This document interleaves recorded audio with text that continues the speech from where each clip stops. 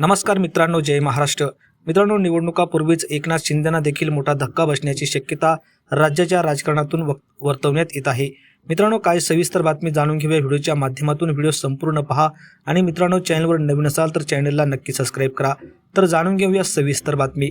राष्ट्रवादीचे नेते माणिकराव कोकाटे यांच्याकडे असलेल्या क्रीडा खात्याचा कारभार काढून घेण्यात आला आहे।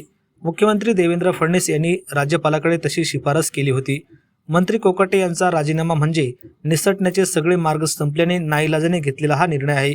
वास्तविक नैतिकतेच्या आधारावर कनिष्ठ न्यायालयाने शिक्षा ठोठावली तेव्हाच त्यांनी आपल्या पदाचा राजीनामा द्यायला हवा होता, किंवा सरकारने तरी त्यांचा राजीनामा घेऊन सरकार खऱ्या अर्थाने वेगवान आहे हे दाखवून द्यायला हवं होतं।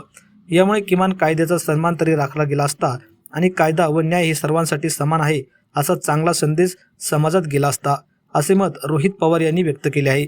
तसेच माणिकराव कोकाटे यांच्याकडून करणं चुकीचं आहे असा सवाल रोहित पवार यांनी लागला आहे। त्यामुळे पुढे बोलताना त्यांनी सामाजिक न्यायमंत्री संजय शिरसाट यांचे नाव घेऊन एकच खळबळ उडून दिली आहे। या राजीनाम्यातून अनेक जण धडा घेतील ही अपेक्षा आहे। आम्ही मात्र मंत्री संजय शिरसाट यांच्या देखील विकेटची वाट पाहत आहोत, असे पवार म्हणाले। रोहित पवार यांच्या या ट्विटमुळे आता एकच राज्यात खळबळ उडली आहे।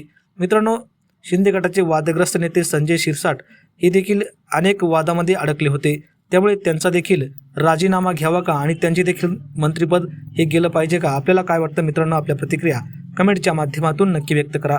धन्यवाद। जय महाराष्ट्र।